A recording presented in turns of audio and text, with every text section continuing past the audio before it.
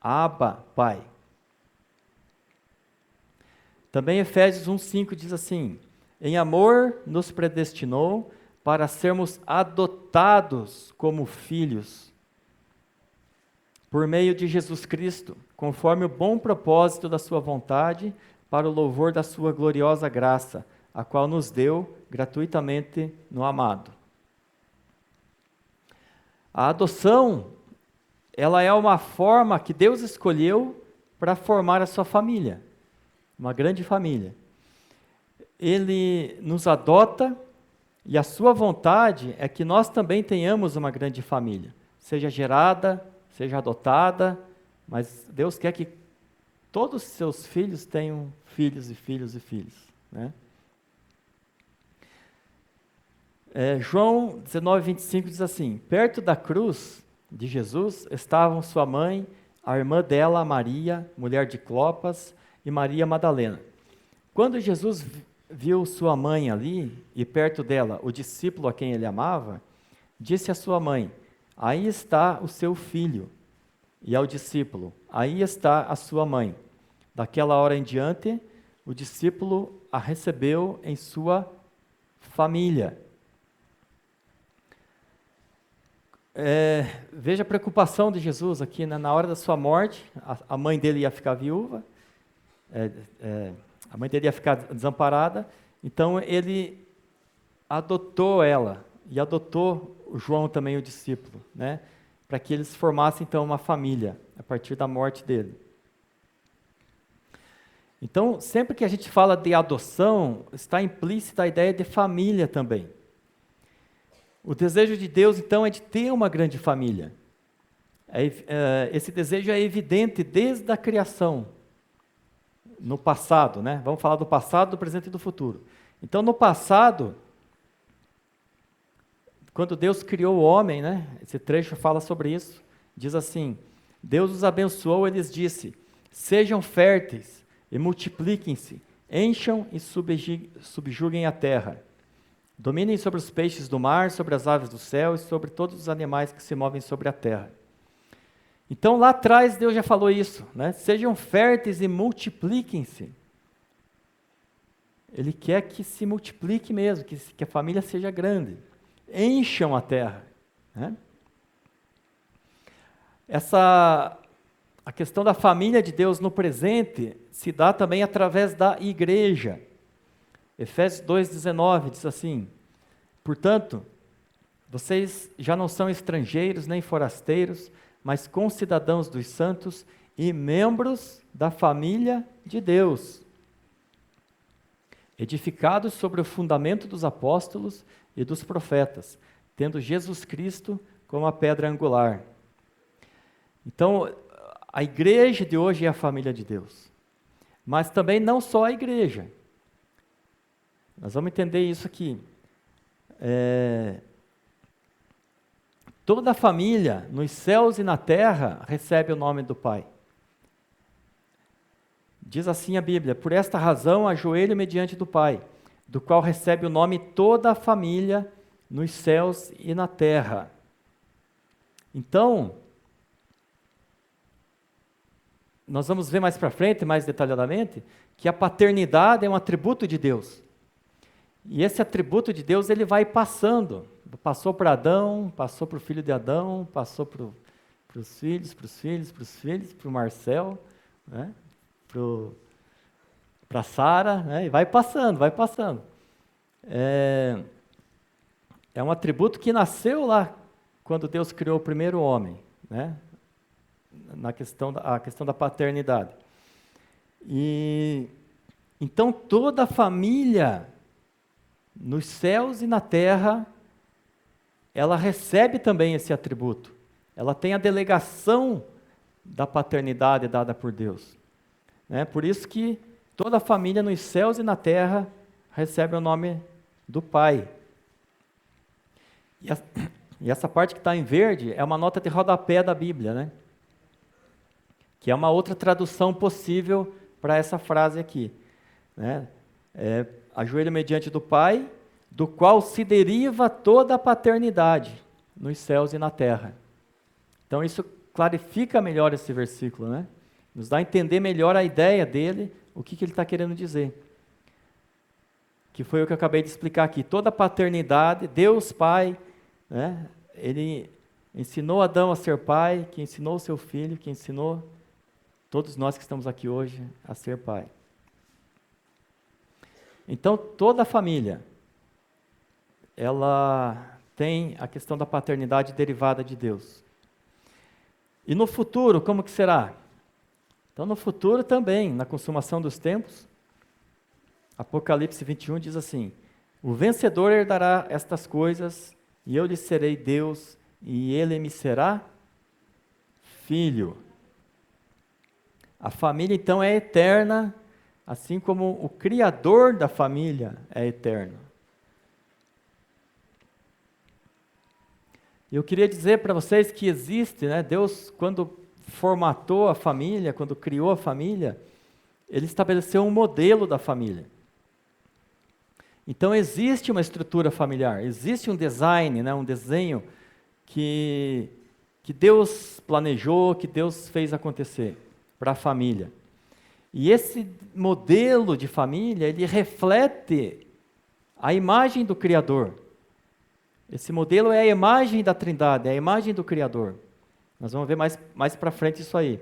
Ela reflete a imagem do Deus Pai, Filho e Espírito Santo.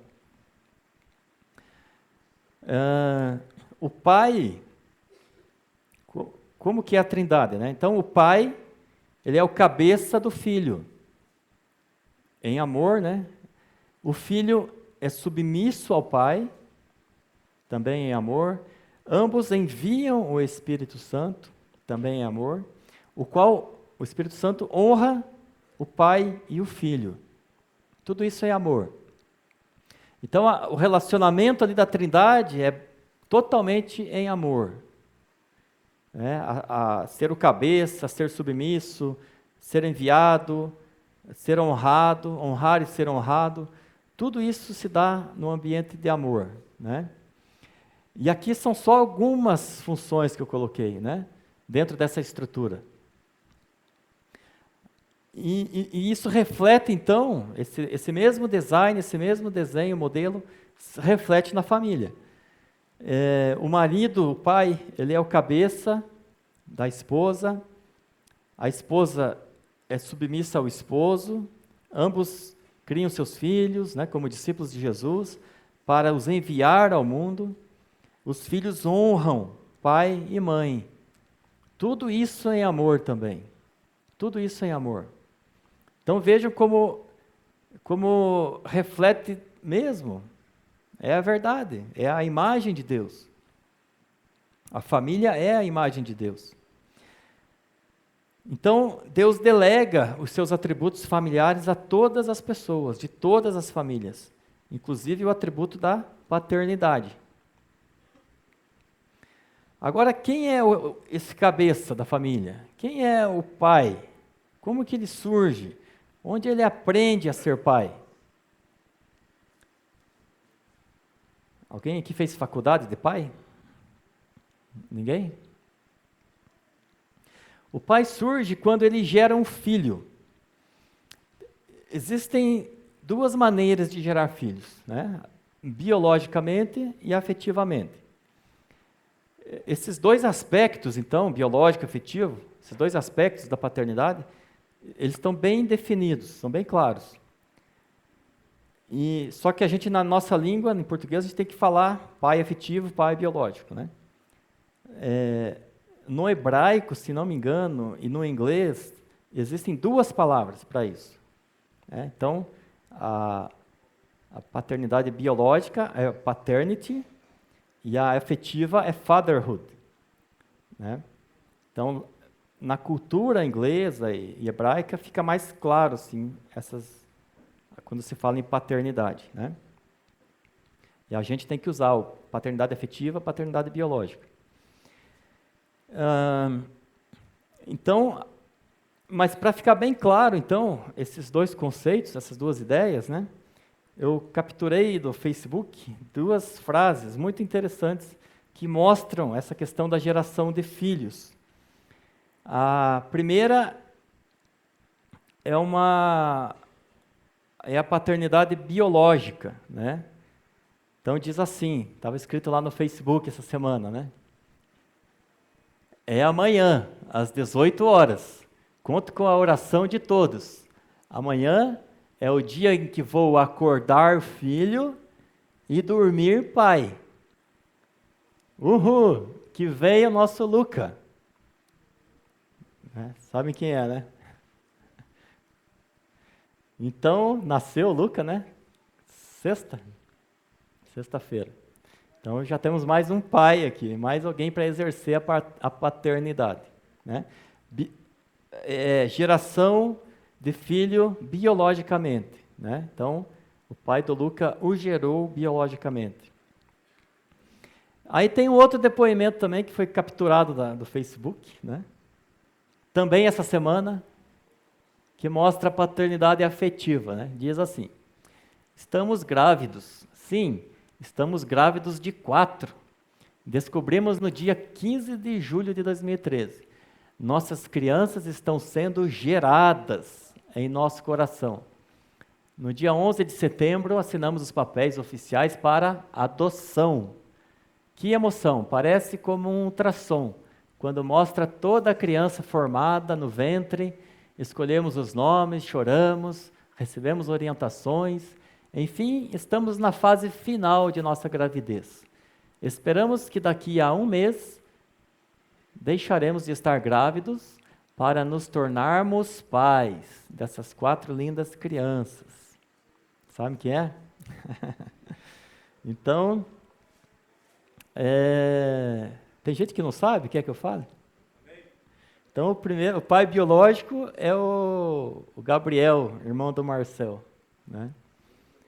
E o pai afetivo aqui é o Kleber e a Raíssa, né? Lá Jocum. Então, tá lá no Facebook, então é público, eu peguei de lá. Então vejam, o primeiro pai, o biológico, né? Ele dormiu o filho, aliás, acordou o filho e dormiu o pai. Em um dia, ele se tornou pai, né? Os pais afetivos aqui demoraram de julho até mês que vem 3 meses para ser 4 vezes pai, né? Então, Deus, ele delega os atributos familiares Opa, me perdi aqui, desculpa. Então, cada um de nós aqui pode se tornar um pai, biológico ou afetivo, ou uma mãe, né? Mas voltamos à pergunta então, como a gente aprende a ser pai? Como que a gente aprende a ser pai? Não existe a escola, a faculdade de pais, né? Os pais aprendem a ser pais com os seus próprios pais. Então, gostando disso ou não, tendo consciência disso ou não, a criancinha, ela está aprendendo a ser pai, olhando o exemplo do pai dele, né? Alguns dizem que até no ventre, a criança ainda consegue capturar, né, algumas informações que estão ali ao redor dela, né? Quando o aparelho psíquico da criança está formado, ele já começa a gravar tudo. Tudo. Mesmo que ela não tenha consciência, lá no inconsciente, essas informações estão lá. E o inconsciente, assim como o iceberg, né? O consciente é a parte de cima ali, que dá para ver. O inconsciente é a parte de baixo. Então, ela tem muita força, ela tem muito poder, né? Então, o primeiro homem aprendeu a ser pai, o Adão, né? Com quem? Com o próprio Deus Pai. Então, toda a paternidade deriva de Deus, nesse sentido. A gente tem o DNA de Adão em nós, né? A gente tem, e o que é o DNA? DNA são informações que tem lá dentro, né? Então, as informações que Adão recebeu de Deus, biologicamente, eu tenho em mim. Biologicamente. E mais ainda, afetivamente, como eu sou um filho adotado de Deus, eu também tenho como aprender de Deus, do meu pai. Né? Então, eu aprendi com meu pai biológico, e estou aprendendo com Deus, com meu pai afetivo, né? Até hoje. Então, qualquer família na Terra, ela recebe o atributo da paternidade de Deus. Qualquer família. Seja uma família estruturada, desestruturada, boa, ruim, a melhor família da Terra, a pior família da Terra, elas têm essa delegação do atributo da paternidade, que é de Deus. Então, não é à toa que a família está sob constante ataque na nossa sociedade. Por quê? Porque quando se ataca a família, se ataca o pai da família. E quando se atacando o pai da família, se ataca a família. Tem um filósofo chamado Nietzsche, né, que é ensinado nas escolas aí amplamente, que ele propôs a morte de Deus. Né? Vamos matar Deus. Aí, sem Deus, o homem tem condições de desenvolver o seu potencial e se tornar um super-homem. Essa é a ideia do Nietzsche. Né? Só que isso já vem antes dele. Ele deixou claro isso, a intenção dele. Né? Deixou muito claro, mas antes já havia também o ataque às famílias. Né? Então, desde o Nietzsche ficou mais evidente essa questão da humanidade inteira estar tentando matar o Pai, Deus Pai. Só que como é impossível matar o Pai, aí os ataques são direcionados para aqueles a quem o Pai delegou a paternidade. Para quem? Para os pais de família, para os cabeças das famílias. Eles estão sendo muito atacados hoje em dia. Por quê? Destruindo ou enfraquecendo o cabeça, se destrói a família. Destruindo ou enfraquecendo a família, eu tento matar Deus. Né? Deus não morre, né? Mas para aquela pessoa que está sendo atacada, talvez Deus deixe de existir. Né? Mata as crenças dela, mata as esperanças dela. Então, quem são esses que estão atacando a família? Né? Então, Paulo, lá 2000 anos atrás, já escreveu algo bem interessante sobre isso. Né? Diz assim a Bíblia: além do mais, visto que desprezam o conhecimento de Deus, ele os entregou a uma disposição mental reprovável para praticarem o que não deviam. Tornaram-se cheios de toda sorte de injustiça, maldade, ganância, depravação. Estão cheios de inveja, homicídio, rivalidades, engano e malícia. São bisbilhoteiros, caluniadores, inimigos de Deus, insolentes, arrogantes e presunçosos. Inventam maneiras de praticar o mal, desobedecem a seus pais. São insensatos, desleais, sem amor pela família, implacáveis. Então veja o quanto que a família está ligada com Deus. A mesma pessoa aqui que é inimigo de Deus, ela não tem amor pela família, ela desobedece o pai. Né? Então, quem ama Deus, ama a família. Quem ama a família, ama a Deus. Quem odeia Deus, odeia a família. Quem odeia a família, odeia a Deus. Porque está muito ligado as duas coisas. Porque a família é a imagem de Deus.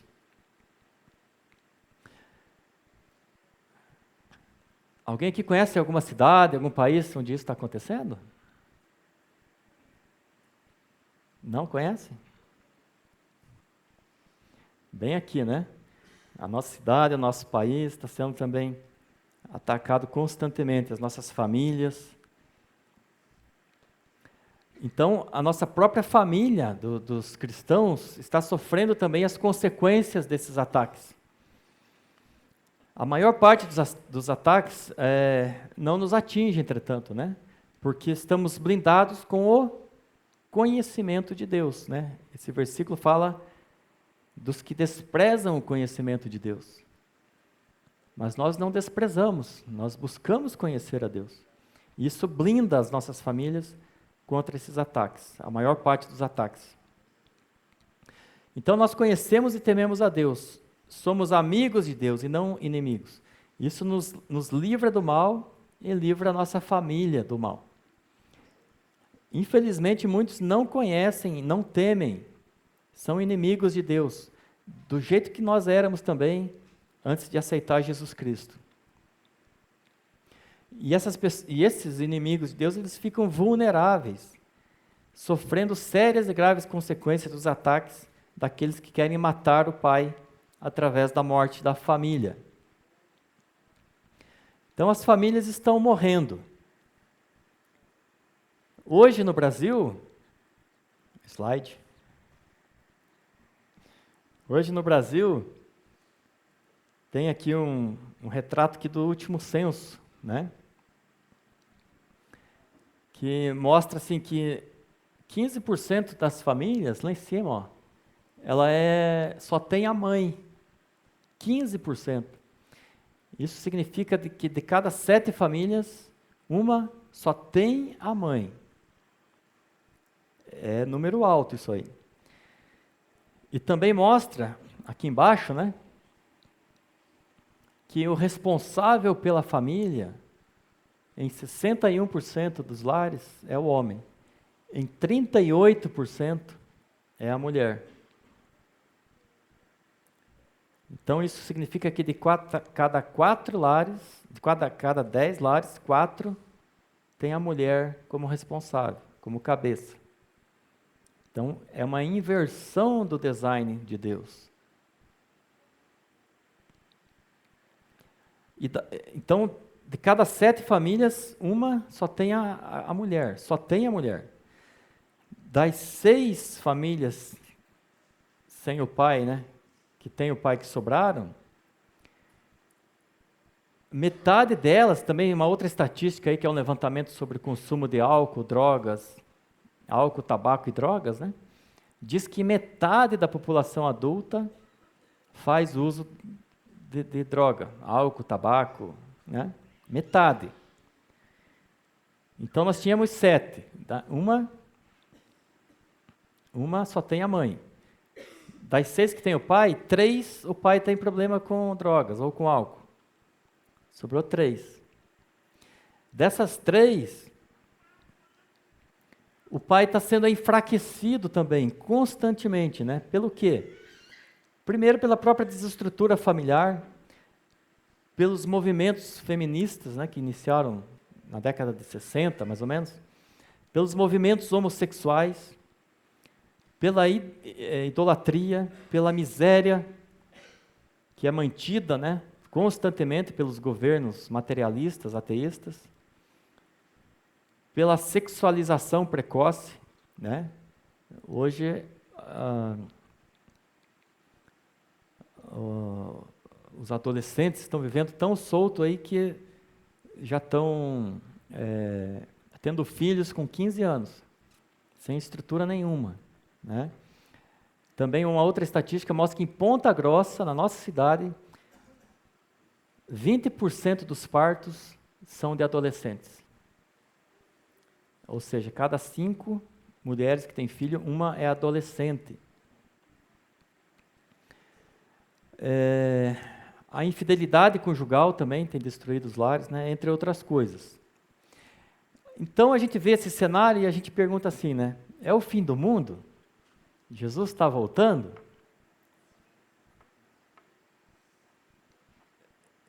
A gente vai ficar então assistindo a tudo isso, só esperando Jesus voltar? Né? Tem uma historinha bem interessante, verídica, que diz assim, né? Tinha uma igrejinha que ficava ao lado da linha do trem que levava os prisioneiros de Auschwitz, né? Campo de concentração nazista. Então, antes da guerra, normal. Quando começou a guerra, aqueles trens começaram a passar ali, e à medida que o tempo ia passando, aqueles trens iam cada vez mais cheios, E os gritos de socorro eram cada vez mais altos. O que essa igreja fez? Sabe o que eles fizeram? Eles começaram a cantar os louvores cada vez mais alto, para não ouvir o grito dos que estavam pedindo socorro. História verídica. Então, será que nós vamos fazer a mesma coisa? Vamos cantar cada vez mais alto para não ouvir esses gritos de socorro da nossa sociedade? Então, irmãos, não é a vontade de Deus que a gente fique desse jeito, como essa igreja fez na época da guerra, né? Deus, Ele não quer e não vai nos tirar desse mundo. Quando Jesus orou pelos seus discípulos, Ele orou desse jeito aqui, ó. Não peço que os tires do mundo. Jesus não pediu isso. Não peço que os tires do mundo, e sim que os guardes do mal. Então Jesus não vai nos tirar desse mundo. O Pai quer que a gente se engaje na luta. Há muitas frentes de combate nas quais todos nós podemos nos envolver em defesa da família. Aquela cena ali do arrebatamento, né? Ela só vai acontecer, minha gente, depois que nós transformar essa sociedade aqui. A Bíblia diz que Jesus está nos aguardando até que nós coloquemos os seus inimigos debaixo dos seus pés. Então Jesus está à direita do Pai, olhando, esperando a igreja se mexer. Se a gente ficar aqui esperando Ele se mexer, o que vai acontecer? Nada, né? Então,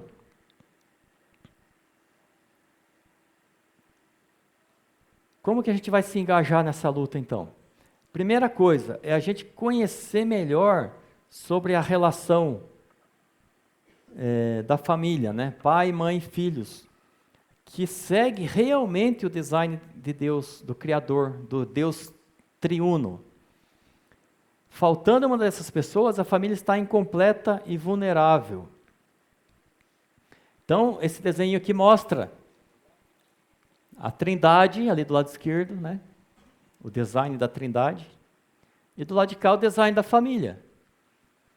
Então, é a imagem da Trindade, é a imagem de Deus, né? Como nós falamos lá mais anteriormente, né? As flechinhas mostram o relacionamento entre os três ali da Trindade, que são os mesmos relacionamentos que acontecem na família, dentro das devidas proporções, né? Então, dá para imaginar a Trindade lá sem o Filho, por exemplo? Ela continua sendo uma Trindade? Ela continua sendo um novo modelo da Trindade? Não. Então, da mesma forma, a família. Se a gente tira uma dessas partes, ela fica desestruturada. E é lógico, mas tem que falar uma coisa aqui, né? A gente está nesse mundo, está vivendo as consequências e tudo mais, e às vezes a nossa própria família está desestruturada, né? Mas a gente não deve aceitar isso como um modelo, um novo modelo, né? Nós temos que perceber que existe um modelo e batalharmos para que os nossos filhos, os nossos netos e bisnetos, eles vivam esse modelo. Imaginem dois extremos, né? Uma sociedade que todas as famílias têm esse modelo. Não seria o paraíso aqui na Terra? Agora o outro oposto, imagina uma sociedade onde as famílias estão sendo gradativamente desestruturadas. Que nem lá na Mongólia, né? No Brasil não, lá na Mongólia. Né? Então o que vai ser dessa sociedade no futuro? Então, conhecendo isso, colocando o máximo possível a nossa família dentro desse propósito de Deus, nós podemos então cuidar daqueles que ainda estão em dificuldades, como diz a Bíblia. A religião que Deus, o nosso Pai, aceita como pura e imaculada é esta: cuidar dos órfãos e das viúvas em suas dificuldades, e não se deixar corromper pelo mundo. Veja, irmãos, a preocupação de Deus não é que a gente faça caridade, não é isso. Deus está preocupado com a imagem dele aqui na terra. Por isso que nós temos que cuidar dos órfãos e das viúvas. É por isso que essa é a verdadeira religião. Né? Não é, a religião não é vir ao culto, ler a Bíblia. A verdadeira religião pura e imaculada é essa: cuidar dos órfãos e das viúvas. É salvar a nossa sociedade. E não se deixar corromper pelo mundo. Como assim não se deixar corromper pelo mundo? Porque o mundo está corrompendo as famílias, né? Atacando. Então nós não podemos nos corromper, fazer a mesma coisa, ou deixar nossa família sofrer essas consequências. Então a gente deve se esforçar muito pela proteção e pela recuperação da família. Proteger as que ainda estão intactas, né? E recuperar aquelas que não estão. Irmãos, todo esforço para isso é importante, né? Outro versículo diz assim: não nos cansemos de fazer o bem, pois no tempo próprio colheremos, e não, se não desanimarmos. Portanto, enquanto temos oportunidade, façamos o bem a todos, especialmente aos da família da fé. Então, nós não podemos nos cansar de fazer o bem, né? Mas quem é a família da fé que esse versículo está falando? Quando Jesus foi interrogado sobre isso, né, sobre a questão da família, a resposta dele foi assim: qualquer que fizer a vontade de Deus, este é meu irmão, irmã e mãe. Então, quem é da família de Deus? Os que fazem a vontade de Deus. Aí, a gente pode racionalizar isso aqui, né, e dizer mais ou menos o seguinte: tá, essas famílias, esses pais, essas mães, esses filhos que estão em dificuldades, estão assim justamente porque não fazem a vontade de Deus. Portanto, não são da minha família da fé. Portanto, eu não tenho que fazer o bem a eles. Não é uma lógica racional, viável isso aqui? É, né? Mas será que é a verdade? Então, nós já vimos que os inimigos de Deus estão atacando a família, mais especialmente os pais da família. Mas também não são só os pais que estão sendo vitimados, não.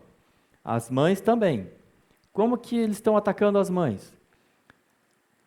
Desvalorização da mulher, da figura da mãe de família, né?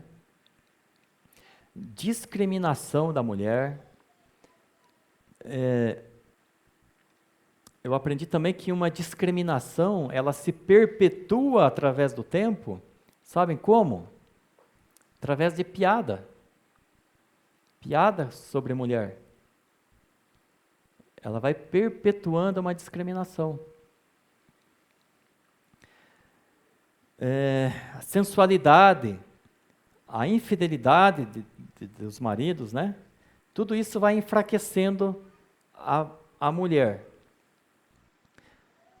E quanto aos filhos, talvez eles sejam os mais atacados mesmo, porque os filhos de hoje, como nós lemos lá no depoimento do Gabriel, vão ser os pais de amanhã. Então, vou contar a piada de novo aqui, né, do gaúcho. Essa não é de mulher, então não é discriminatória. O gaúcho, né, morava no interior do Rio Grande, né, nos Pampas, e nunca tinha saído da sua cidade. Um dia ele saiu e viu um trem passando. E ele se assustou, sacou do revólver dele e atirou naquele trem. E o trem passou e foi embora. E depois de um tempo, ele foi para uma outra cidade, outro lugar, e ele viu um ferrorama, né, um trenzinho de brinquedo. Quando ele viu o trenzinho, ele sacou da arma também, atirou lá, destruiu o trenzinho. E todo mundo ficou indignado com o gaúcho, né? Mas o que é isso, gaúcho? O que você está fazendo? Não, você tem que matar enquanto é pequeno, porque depois que cresce não tem jeito. Então, por que contando essa piada? Porque Satanás ele usa essa estratégia. Ele quer destruir o pai de família, a mãe de família.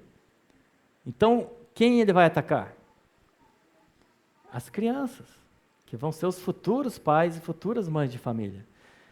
Mas quando ele vai atacar alguém que já conhece o design de Deus, já conhece o valor da família, né, fica mais difícil. Então ele vai atacar a piazada. Gerações inteiras, elas têm, essas crianças que têm o direito legítimo ao reino de Deus, né, têm sido impedidas de entrar no reino de Deus, por conta desses ataques. Satanás ele sabe quando está para acontecer uma grande libertação. Então ele influencia os sistemas dominados pelos inimigos de Deus e promove uma grande perseguição contra a geração que vai viver essa libertação. Então o ataque ele é antecipado, atingindo a geração enquanto ainda são crianças, ou mesmo quando ainda estão no ventre da mãe, né? Aconteceu assim na época de Moisés, né? Quando os recém-nascidos eles eram lançados no rio Nilo, por ordem do faraó. Uma grande libertação estava para acontecer, né? Satanás sabia disso, então ele promoveu uma grande matança ali de recém-nascido. Também na época de Jesus, quando Herodes mandou matar todos os menores de 2 anos, de uma cidade inteira, né? Também outra grande libertação estava para acontecer. E nos nossos dias, irmãos, eu creio que também está para acontecer uma grande libertação, né? Um grande avivamento, um grande despertar da igreja. Então, Satanás sabe disso, e ele está matando, então, milhões de profetas, de apóstolos, de pastores, de médicos, de professores e professoras, pais e mães de família. Ele está fazendo um verdadeiro massacre. Através do aborto, né? Quantos que foram abortados aí que poderiam ser um profeta, poderia ser um bom pai de família, um trabalhador, um médico. E outros milhões que conseguem nascer, né, nesses dias difíceis aí, Satanás continua atacando eles, né? Eles estão sendo vitimados através do abandono dos pais, seja abandono físico, seja um abandono afetivo, pela miséria, pelas drogas, pela sexualização precoce, pelos movimentos gays e outras coisas, né? Então, quando a gente olha essa foto, né, a criança abandonada, os meninos ali fumando, a menina aqui catando lixo, a outra menina aqui já com roupas de adulto, o kit gay que está chegando aí nas escolas, né? Então, quem são essas crianças aqui, ó? Aquela lá poderia ser uma profetisa, essa aqui, né, uma médica, a outra aqui uma mãe de família, aqueles dois lá um pastor, né? Enfim, o futuro delas está sendo destruído. Essa geração está sofrendo um sério ataque, né? Então nós temos que enxergar essas crianças dessa forma, não como, né, um viciado, um mendigo, né, as crianças ali naquela situação, mas temos que enxergar elas como futuros profetas e pastores e evangelistas, né? Pessoas que vão fazer a diferença na geração delas. Cuidando dessas crianças, nós vamos estar tirando elas da garra do diabo, do reino das trevas e colocando no reino da luz. Uma a uma, podemos resgatar essa geração. para que ela possa influenciar a nossa sociedade muito mais do que a nossa geração está fazendo. As crianças, elas vão naturalmente até Jesus. Nós é que somos um impedimento, muitas vezes, né? O que deixa Jesus indignado, conforme diz a Bíblia aqui, né? Alguns traziam crianças a Jesus para que ele tocasse nelas, mas os discípulos as repreendiam. Quando Jesus viu isso, ficou indignado. Deixem vir a mim as crianças, não as impeçam, por o reino de Deus pertencem aos que são semelhantes a elas. Digo-lhes a verdade, quem não receber o reino de Deus como uma criança, nunca entrará nele. Em seguida tomou as crianças nos braços, impôs-lhes as mãos e as abençoou. Será que nós estamos impedindo as crianças de virem a Jesus? Talvez não como os discípulos lá, de bloquear a passagem, né? Mas a nossa omissão não está impedindo essas crianças de virem a Jesus? O nosso sofá, a nossa zona de conforto, será que não é isso que está impedindo as crianças? Essas crianças que nós vimos? A zona de conforto é a melhor coisa que existe, gente. É boa demais, é confortável, não dá trabalho, dá vontade de ficar lá o dia inteiro, né? É a melhor coisa que existe. Mas lá no sofá a gente não vai transformar coisa nenhuma, né? Eu costumo dizer assim, que eu falei do sofá agora, mas eu costumo dizer que no nosso expediente de trabalho a gente não transforma nada, né? É a hora extra que vai transformar o mundo, né? Durante o nosso trabalho a gente não faz nada, só faz rotina, né? Mas na hora extra, né, nas madrugadas, nas noites, nos fins de semana, é que a gente consegue fazer a diferença do mundo. O que eu preciso fazer então? O que eu posso fazer para mudar essa situação? Primeiro eu tenho que cooperar para que sejam removidos os impedimentos e deixar que as crianças venham até Jesus, né? Segundo, eu tenho que receber essas crianças também. Marcos 9:36 diz assim: tomando uma criança, colocou-a no meio deles, pegando-a nos braços, disse-lhes Jesus disse-lhes, né? Quem recebe uma dessas crianças em meu nome, está me recebendo. E quem me recebe, não está apenas me recebendo, mas também aquele que me enviou. Olha que grandiosidade que é você receber uma criança, né? O ato de receber uma criança equivale ao ato de receber Jesus. O ato de receber Jesus equivale ao ato de receber Deus, o Pai. Mas por que então que eu tenho que receber? Qual o propósito de eu receber, de eu estar acompanhando essa criança, né? Seja biologicamente, seja afetivamente. Por que Deus quer que a gente seja pai? O que Deus espera de um pai e de uma mãe? Como é que eu devo exercer a minha paternidade, a minha maternidade, né? Então, no Velho Testamento,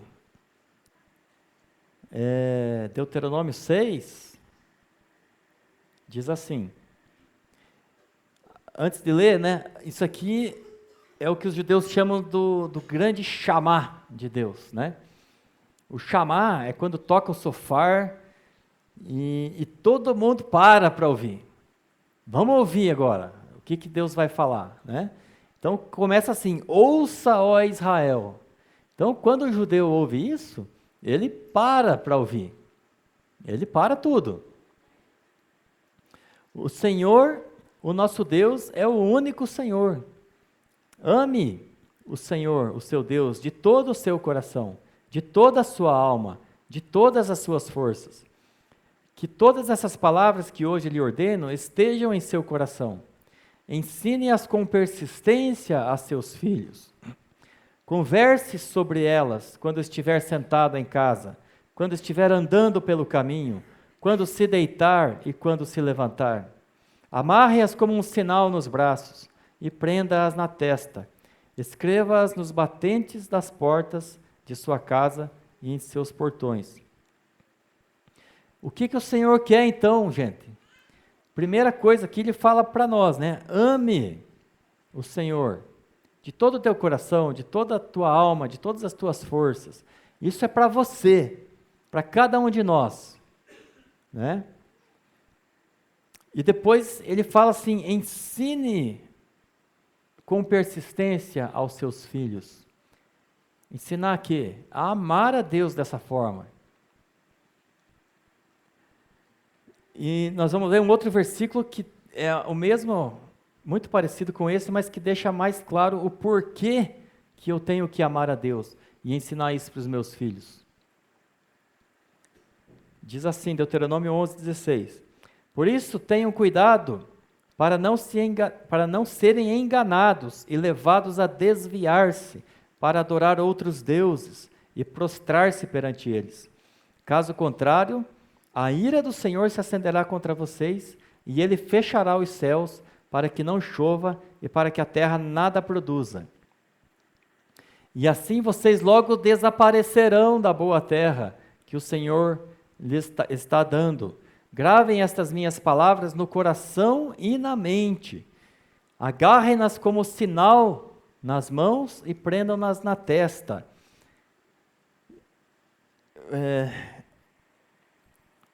O motivo é bem simples. Por que nós temos que amar a Deus e ensinar os nossos filhos? Porque uma nação, uma sociedade que não ama a Deus, não ensina os seus filhos a amarem a Deus, ela vai desaparecer, vai sumir da terra.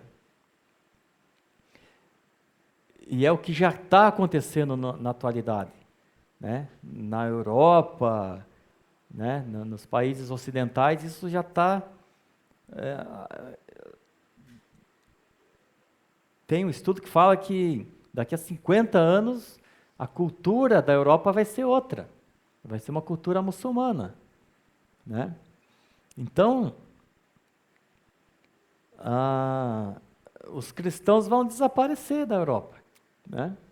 Porque não estão amando e não estão ensinando os seus filhos. Aliás, não estão nem tendo filhos, né, para ensinar. Continuando o versículo, fala assim, ensinem-nas a seus filhos, conversando a respeito delas, quando estiverem sentados em casa, e quando estiverem andando pelo caminho, quando se deitarem, quando se levantarem.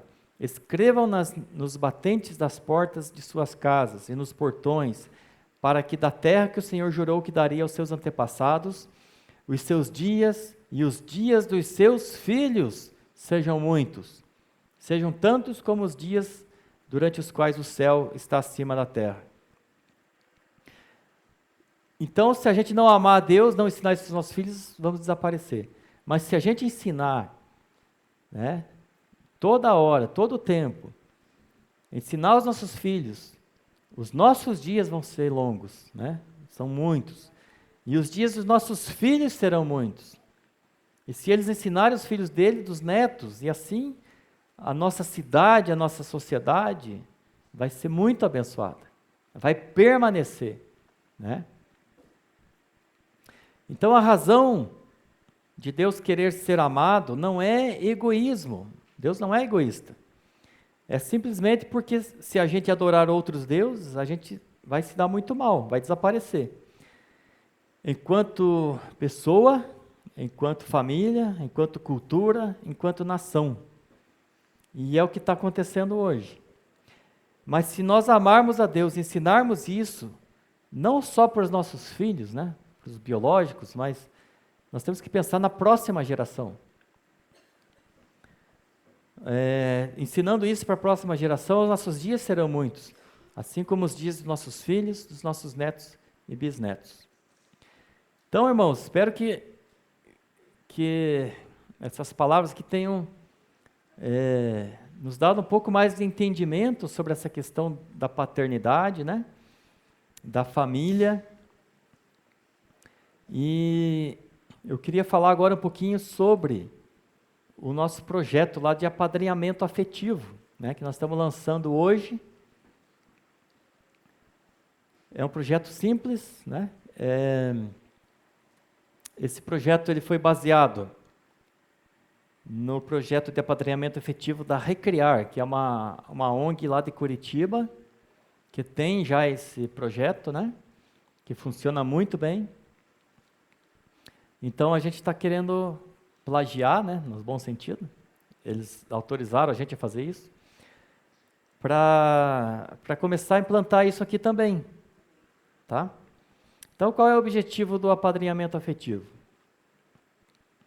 Oferecer a crianças e adolescentes abrigados em tratamento de dependência química ou na fase de inserção sociofamiliar a oportunidade de desenvolvimento integral em sabedoria, estatura e graça diante de Deus e dos homens, através de relacionamentos familiares saudáveis e amorosos, transformando a sua realidade e o seu futuro. Então, é ajudar essas crianças a se desenvolverem, né, naquelas áreas que nós falamos no início, né? E isso vai acontecer dentro das famílias. E isso pode gerar a transformação, então, da realidade atual e futura dessas crianças, né? O que é o apadrinhamento afetivo? É uma oportunidade de assegurar o direito da convivência familiar e comunitária de crianças e adolescentes, ampliando as suas referências, oferecendo a eles a oportunidade de se relacionar dentro de outro ambiente, com novos exemplos de relacionamento familiar e de cidadania dentro da sociedade. O que é ser um padrinho ou madrinha?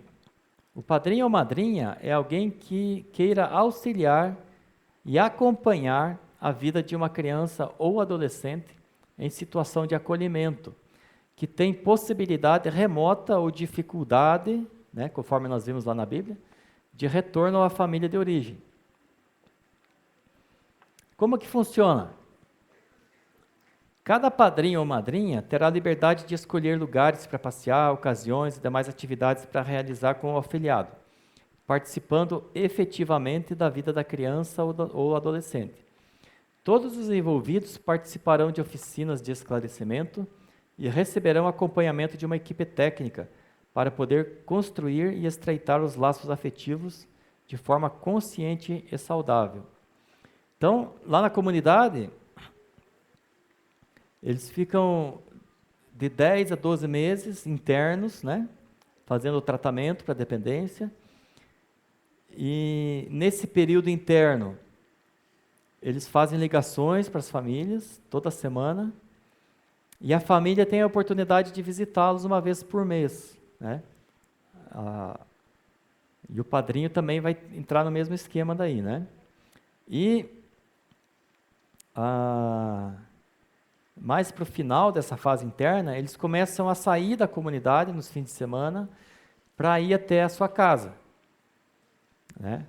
E também vai funcionar da mesma forma com o padrinho. E depois desses 10 a 12 meses, eles vão para uma fase que a gente chama de fase externa, de reinserção, né?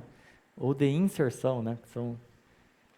E nessa fase eles saem da comunidade, né? Totalmente, mas a comunidade ainda continua acompanhando eles durante um ano, né?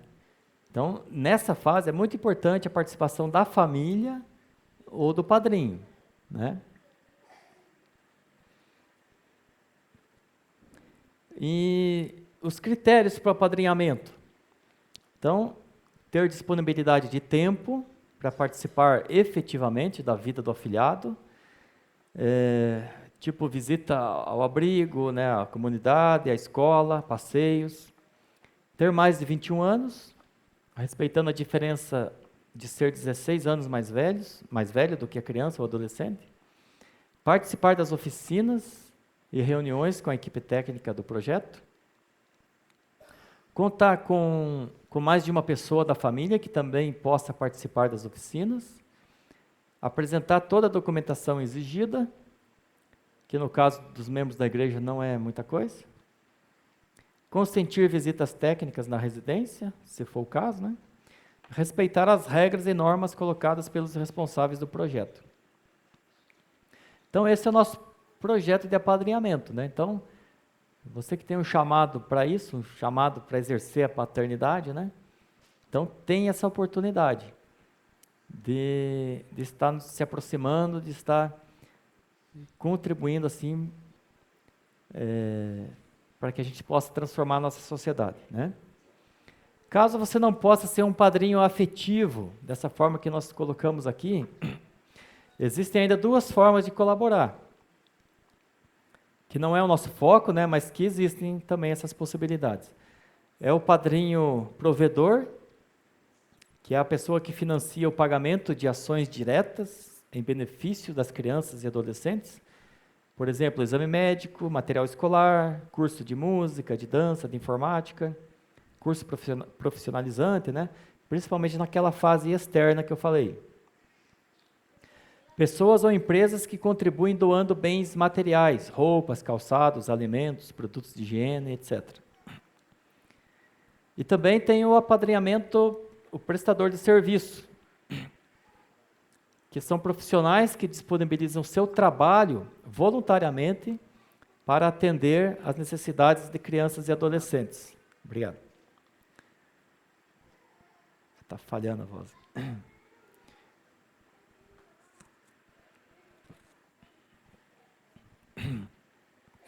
Então, o prestador de serviço é aquele voluntário que vai trabalhar com a gente, né? Ok? Deu para entender? Então, gente, espero que essas palavras aqui, mais uma vez, tenham gerado alguma coisa aí no seu coração, né? Vejam que as necessidades são grandes, como diz Jesus, os obreiros são poucos, né? Mas a gente tem um amor muito grande para essa pesada aí, né? E quer ver eles, a gente quer ver eles transformando a nossa sociedade no futuro, amém? Transformar a nossa sociedade, fazer a diferença que a nossa geração, talvez por não ter entendido, por ter sido enganada até por doutrinas falsas, por tanta coisa, né? Mas a nossa geração vai lançar a semente, né? Talvez a gente não veja muito resultado na nossa vida, mas esses piá aí vão colher os frutos que nós estamos plantando. Amém? Amém. Você? Então, vou passar aqui para o pastor Diano.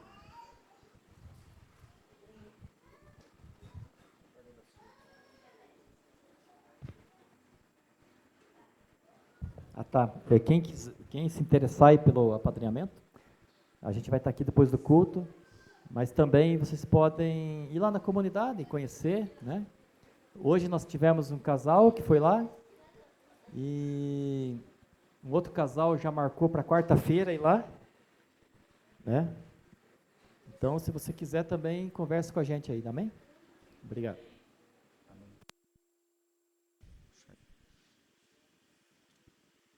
Amém? Obrigado, Marcelo. Acho que é interessante, né? Você não ir para casa, orar, falar com Deus, né?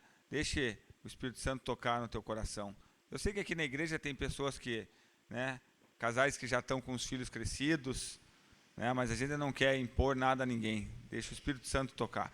Eu sei que tem pessoas capazes, e como o Marcelo hoje não falou, agora de manhã ele até comentou, que em primeiro lugar a gente está tentando fazer isso com a igreja, né? Por isso que ele colocou algumas coisas ali até na relação de regras para fazer, porque se a igreja não der um passo de fé e não assumir essa responsabilidade, né, a gente vai passar isso para outras pessoas que não a igreja do nosso Senhor. Aí fica um pouco mais complicado, você tem que fazer visita, você tem que ver, porque pode ser que pegue pessoas que não andem de acordo com aquilo que Jesus diz, né? Então, nós, como igreja, temos que nos levantar. Se você pode ser um pai afetivo, seja. Você precisa ter um pouco de tempo, sim, porque senão não vai conseguir fazer aquilo que precisa ser feito.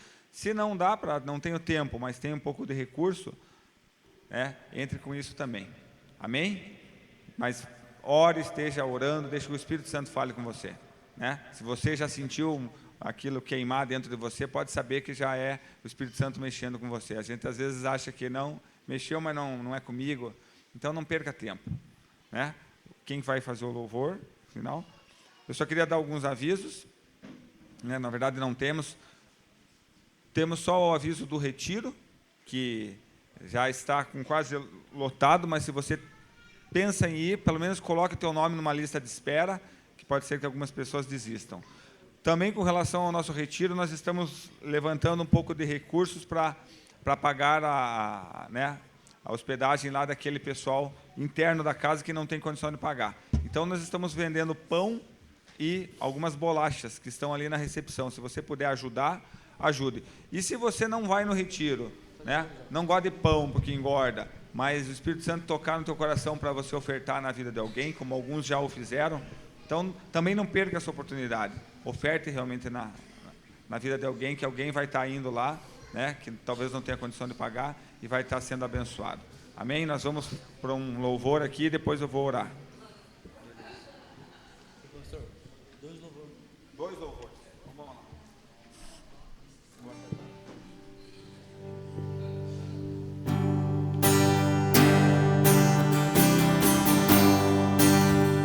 Como Zaqueu, eu quero subir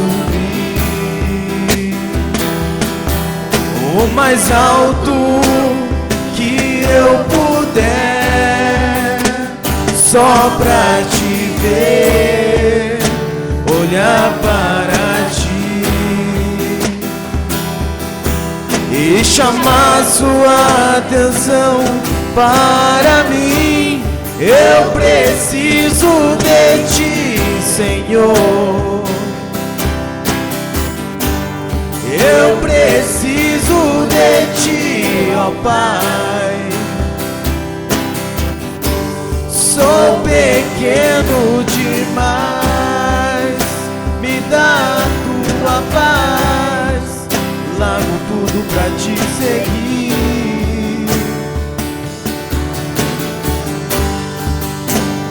Entra na minha casa, entra na minha vida, mexe com minha estrutura, sara todas as feridas, me ensina a ter santidade. Quero amar somente a ti, pois o Senhor é meu bem maior.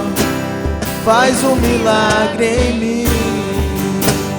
Como Zaqueu, eu quero subir o mais alto que eu puder, só pra te ver, olhar para ti e chamar sua atenção para mim. Eu preciso de ti, Senhor. Eu preciso de ti, ó Pai. Sou pequeno demais, me dá tua paz. Largo tudo pra te seguir.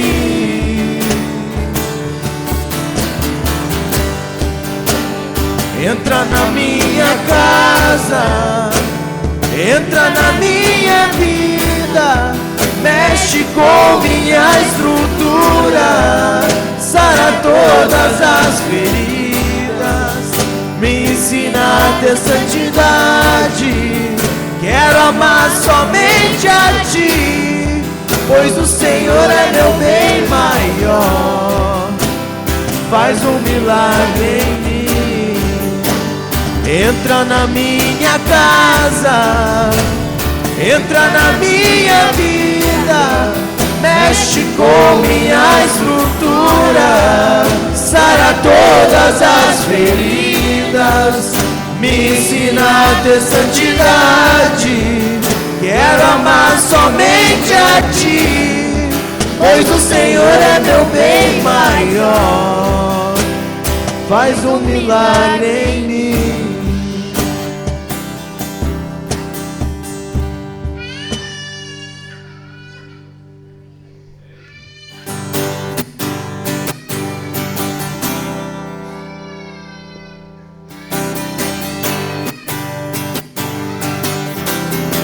Eu te busco, te procuro, ó Deus. No silêncio tu estás. Eu te busco, toda hora espero em ti. Revela-te a mim, conhecer-te eu quero mais. Senhor, te quero ouvir tua voz. Senhor, te quero mais. Quero tocar-te, tua face eu quero ver. Senhor, te quero mais.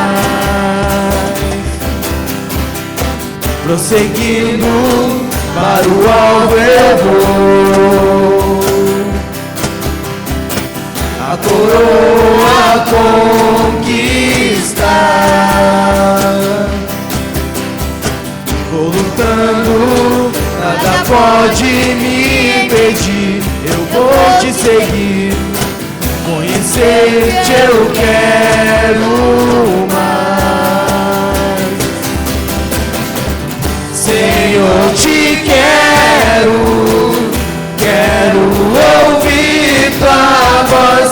Senhor, te quero mais. Quero tocar-te, tua face eu quero ver. Senhor, te quero mais.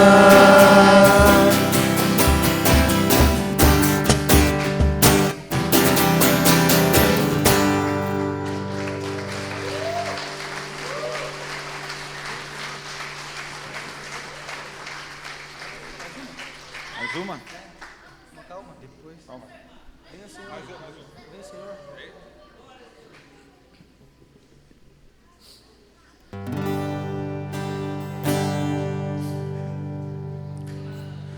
Venho, Senhor, minha vida oferecer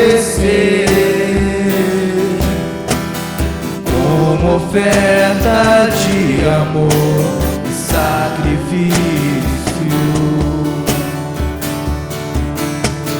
Quero, Senhor, minha vida a te entregar como oferta viva em teu altar. Pois pra te adorar foi que eu nasci.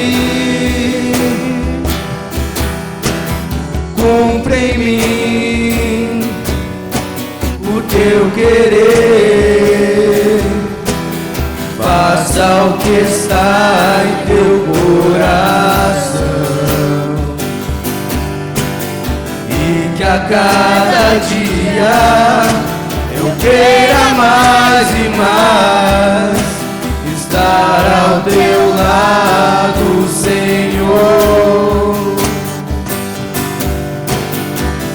Que a cada dia eu queira mais e mais estar ao teu lado, estar ao teu lado, estar ao teu lado, Senhor.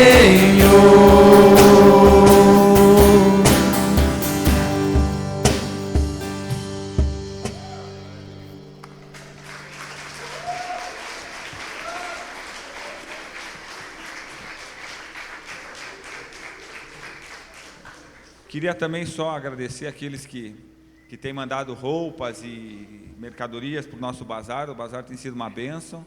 Essa semana aí a Antônia com a equipe dela fizeram mais um milagre, né? Com o que vem, eles conseguem levantar valores que tem nos ajudado aí a pagar as contas.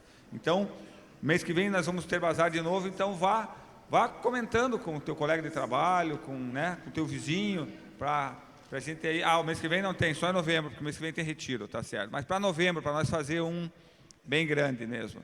Eu estou com o porta-mala cheio lá, Antônia, que já recebi umas mercadorias. Então, junte mesmo. Aqui a gente vende de tudo que aparece aqui, a Antônia consegue vender, ela tem uma unção. Amém? Então vamos embora, vamos orar. Pai, nós queremos agradecer por essa noite, papai, pela palavra que recebemos, que o Senhor realmente esteja ministrando no coração de cada um de nós, papai, para que a gente se levante como igreja do nosso Senhor Jesus Cristo, papai, e venha fazer a diferença aí, papai, e venha realmente fazendo com que a família que nós cremos é algo do teu coração, papai, não se extingua, papai, como Satanás tem tentado, papai. Nós levantamos aqui, nesta igreja, papai, homens e mulheres, papai, dispostos, Senhor Deus, a auxiliar aquelas famílias que estão capengas nessa área, papai. Levanta no meio de nós, papai, homens e mulheres de Deus corajosos, pai, é o que nós te pedimos em nome de Jesus. Que a graça do nosso Senhor Jesus Cristo, o amor do Pai e a unção do Espírito Santo esteja convosco. Vão em paz, o Senhor acompanhe. Amém?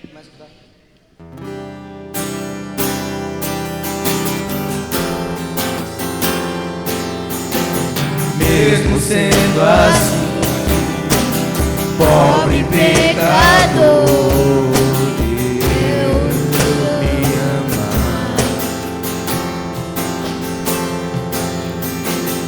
Mesmo sendo falido, mesmo sem merecer, Deus me ama.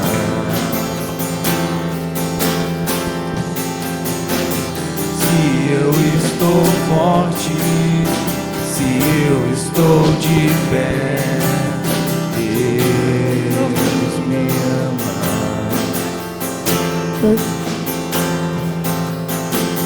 Se eu estou fraco, se eu estou caído, Ele não deixa de me amar.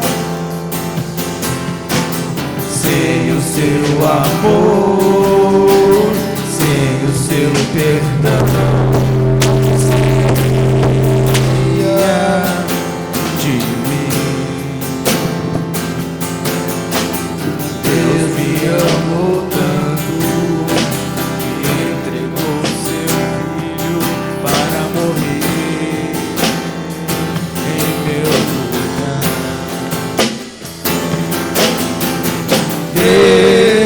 Deus me ama e o seu amor é tão grande e incondicional. Deus me ama e Ele está sempre de braços abertos para mim. Deus me ama e o seu amor é tão grande e incondicional.